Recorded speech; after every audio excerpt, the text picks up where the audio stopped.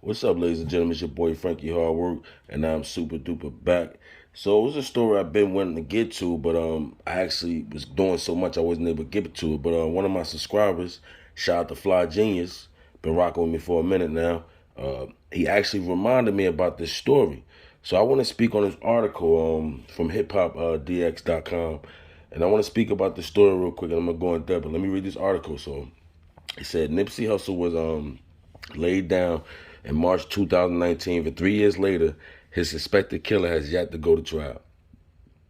But according to Los Angeles criminal court calendar, Eric Holder will stand before a judge and jury on June 2nd.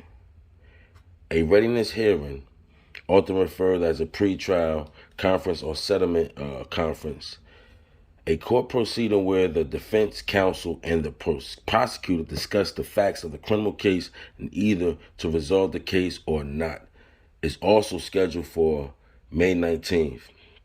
As noted on the website, I'm gonna show this up there on the screen too. As noticed on the website, he would appear at the Clara Shore Hill Files Criminal Justice Center in Los Angeles, California. Now, we all know that this happened a couple years ago, right?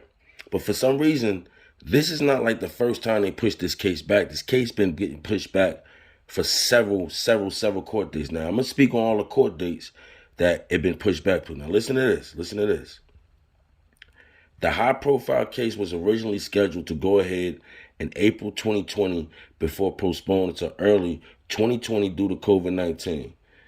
That came out of nowhere. The murder trial was pushed back again in May 2021 after he refused to leave his cell. Wow. 2 months later, the trial was delayed until December 2021. Amid the assignment, Judge retired and Holder's defense attorney, famed O.J. Simpson prosecutor Christopher Darden, stepping down, receiving threats to his family. I didn't know the judge retired. I didn't know the original judge actually retired in that case. I never knew that. I gotta get back. I gotta start reading back up on this. But now I want to speak on the situation right here.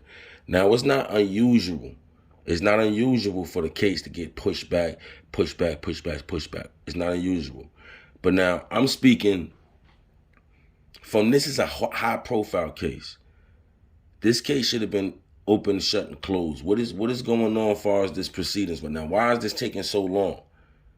Like, I understand the system, I understand what's going on, whatever, but this one seemed a little bit different for me. This dude holding a lot of keys. Now, you gotta think about it. He's doing this with a public defender.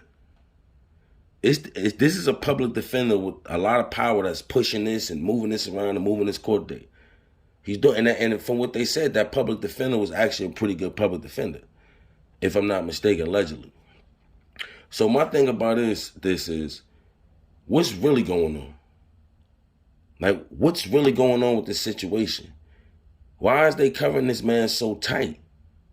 Like, why is they like, it seems like they trying to like push it and keep pushing it so people can mess up their testimonies or people don't come in for testimonies or people that was accused, something could happen to them. You never know, allegedly.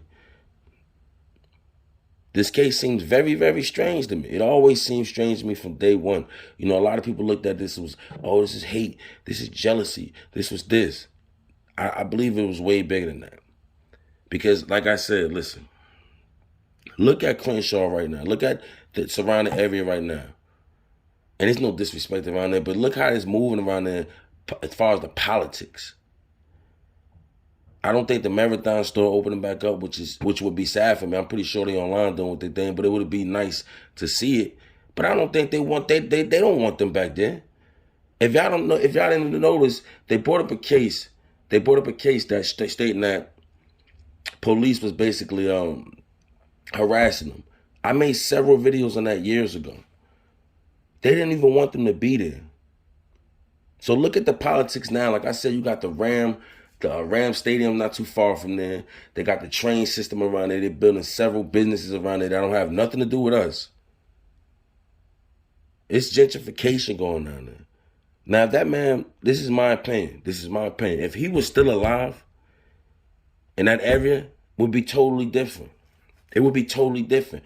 The skin tone would be totally different around there. The business, all that would be totally different. So I heard that they shutting a lot of stuff down around there. Around that area in particular. Like, just think about it.